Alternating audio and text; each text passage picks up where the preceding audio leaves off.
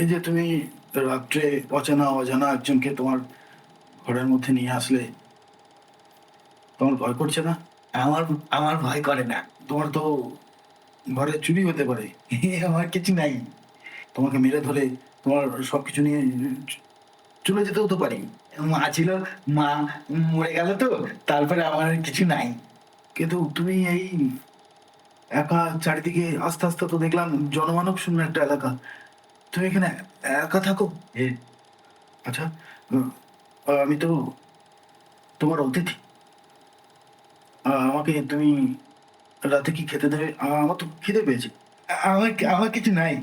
আমি রাতে বাইরে কুয়ো আছে না? ওই কুয়োতলা থেকে জল খেয়ে আমি শুয়ে পড়ি। আমার আমার রাতে খিদে পায় না। মা যখন ছিল আমাকে রাতে রুটি করে দিত, বাজরা রুটি। গুড় দিয়ে খেতাম। কি মজা গুড় দিয়ে খেতে। শোনো, তুমি তো জল খেয়ে শুয়েই পড়তে। আজকে তো আমি এসেছি। আমার সঙ্গে কথা বলো, একটু সময় কাটাও। তোমার গল্প করতে ভালো লাগে না? এ, এ, আমার কিছু ভালো লাগে না। আমি মায়ের সঙ্গে গল্প করতাম। মা মরে গেল তো। কোথায়? দেখো, আমি আসার সময় দেখছিলাম একটু দূরে একটা ছোটখাটো গ্রামের মতো, মানে কতগুলো বস্তি মানুষ আছে ওখানে। মুরগির ডাক শুনতে পাচ্ছিলাম।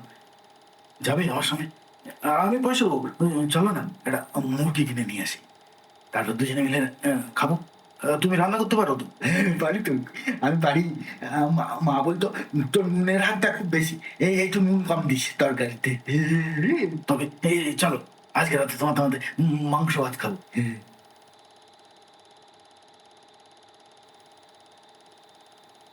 চমৎকার, চমৎকার জায়গা। খুব সুন্দর। আমার মা মরে গেল তো, মা যখন ছিল সন্ধ্যেবেলায় মায়ের সঙ্গে দাঁড়া দেখতাম। মা বলতো ওই দেখ, ওইটা ধ্রুব তারা, ওই দেখ ওইটা শুভ তারা। আমার আমারও লোভ হচ্ছে তোমার মতো এইখানে একা থেকে যেতে। জানো, আমিও বাড়ি।